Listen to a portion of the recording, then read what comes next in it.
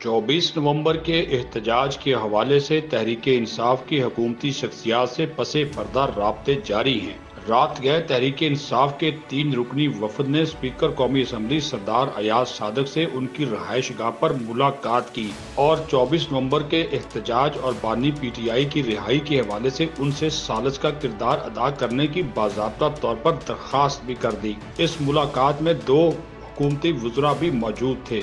Speaker office के करीबी ज़राइर का कहना है कि मुलाकात करने वालों में चेयरमैन तहरीक इंसाफ बैरिस्टर गौहर, साबिक स्पीकर असद कैसर और चीफ व्हिप आमद डोगर शामिल थे। ये मुलाकात तहरीक इंसाफ की दरख्वास्त पर की गई। तहरीक इंसाफ ने स्पीकर से सालिस का किरदार अदा करने की दरख्वास्त की और ज़राइर का ये कहना है कि तहरीक इंसाफ 24 नवंबर के एहतजाज से कबल मुज़ाकरात के तमाम ऑप्शंस इस्तेमाल करना चाहती है। तहरीक इंसाफ ने मुज़ाकरात के लिए आला सतह की पार्लिमानी कमेटी के क़याम की भी तजवीज़ दी, जबकि हुकूमत ने मौक़िफ़ अपनाया कि पहले आप अपनी क़यादत से इजाज़त ले लें।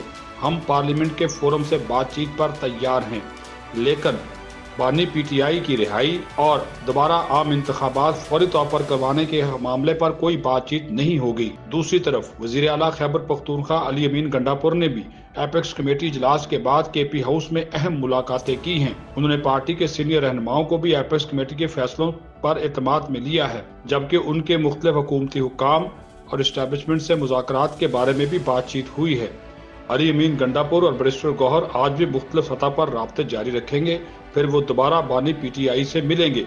स्पीकर कौमी असम्बली ने पार्लिमानी पब्लिक अकाउंट्स कमेटी के लिए भी तहरीक इंसाफ से कहा है कि वो 4 नामों का पैदल भिजवाए, क्योंकि पीपल्स पार्टी अब बाज़ाब्ता तौर पर पब्लिक अकाउंट्स कमेटी की सरबराही मांग रही है, जिस पर तहरीक इंसाफ का मौक़िफ़ था कि बानी चेयरमैन ने शेख वकास अकरम का ही नाम दिया है, जिसे हुकूमत ने मानने से इनकार कर दिया है। दूसरी तरफ पीपल्स पार्टी ने स्पीकर को एक खत लिखा है जिसमें मुतालबा किया गया है कि फौरी तौर पर पार्लिमानी पब्लिक अकाउंट्स कमेटी का इजलास बुलाया जाए। इस हवाले से 11 अरकान की रिक्वेजिशन सितंबर में दी गई थी। उसके तहत इजलास अगर नहीं बुलाया जाता तो पीपल्स पार्टी खुद इजलास बुलाकर चेयरमैन का इंतखाब कर लेगी। स्पीकर ने इस मामले के ऊपर तहरीक इंसाफ को फौरी फैसला करने की हदायत जारी की है। M2M उर्दू।